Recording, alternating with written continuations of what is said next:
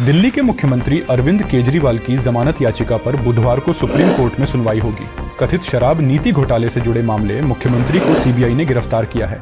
Justice Suryakant और justice उज्ज्वल भुइयां की bench इस मामले की सुनवाई करेगी। बेंच इस मामले में सीबीआई द्वारा उनकी गिरफ्तारी को चुनौती देने वाली उनकी एक अन्य याचिका पर भी सुनवाई करेगी। दिल्ली हाई कोर्ट ने 5 अगस्त को उन्हें जमानत देने से इनकार कर दिया था। अरविंद केजरीवाल की ओर से वरिष्ठ अधिवक्ता अभिषेक सिंघवी ने सोमवार 13 अगस्त को इसे तत्काल सूचीबद्ध करने का अनुरोध किया तो सुप्रीम कोर्ट उनकी याचिका पर सुनवाई के लिए सहमत हो गया था। आइए जानते हैं कि क्या आज केजरीवाल तिहाड़ से आज़ादी मिल पाएगी।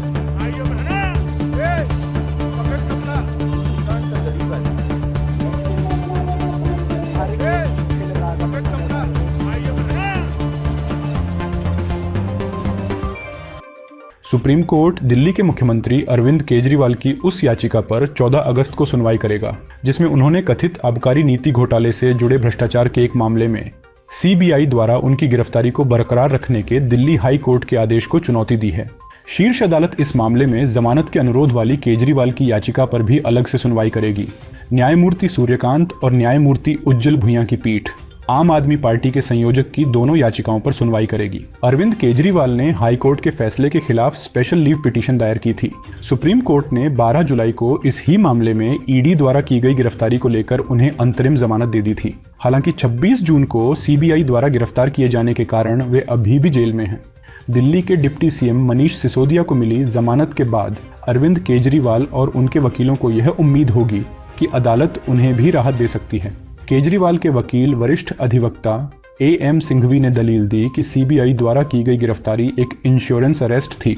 इंश्योरेंस अरेस्ट का सीधा मतलब यह निकाला जाता है कि किसी को एक मामले में रिहाई मिल जाए तो उसे तुरंत दूसरे मामले में जेल में डाल दिया जाए। यहाँ मामला एक था लेकिन एजेंसी 2 थी, एक ईडी और एक सीबीआई। जब उन्हें ईडी के मामले में रिहा किया गया तो सीबीआई का मामला था जिसके तहत वह जेल में ही रहे। हालांकि इसका खंडन करते हुए सीबीआई ने दलील दी कि प्रिवेंशन ऑफ करप्शन एक्ट के तहत उन्हें गिरफ्तार किया जाना जरूरी था।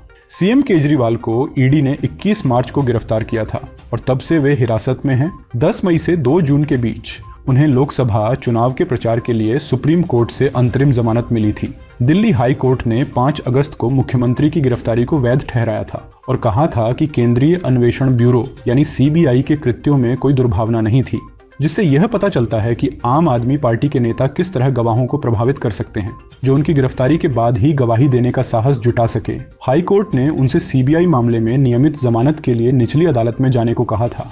हाई कोर्ट ने कहा था कि सीबीआई द्वारा मुख्यमंत्री की गिरफ्तारी और प्रासंगिक साक्ष्य एकत्र करने के बाद उनके खिलाफ साक्ष्यों का चक्र बंद कर दिया गया था और यह नहीं कहा जा सकता कि यह बिना किसी उचित कारण के या अवैध था। हाई कोर्ट ने केजरीवाल की गिरफ्तारी को चुनौती देने वाली याचिका को खारिज कर दिया था और कहा था कि पर्याप्त साक्ष्य एकत्र किए जाने और अप्रैल 2024 में मंजूरी मिलने के बाद ही एजेंसी उनके खिलाफ आगे की जांच पर बढ़ी। अदालत ने कहा था कि अपराध के तार पंजाब तक फैले हुए हैं लेकिन केजरीवाल के पद के कारण उनके प्रभाव के कारण गवाह सामने नहीं आ रहे हैं।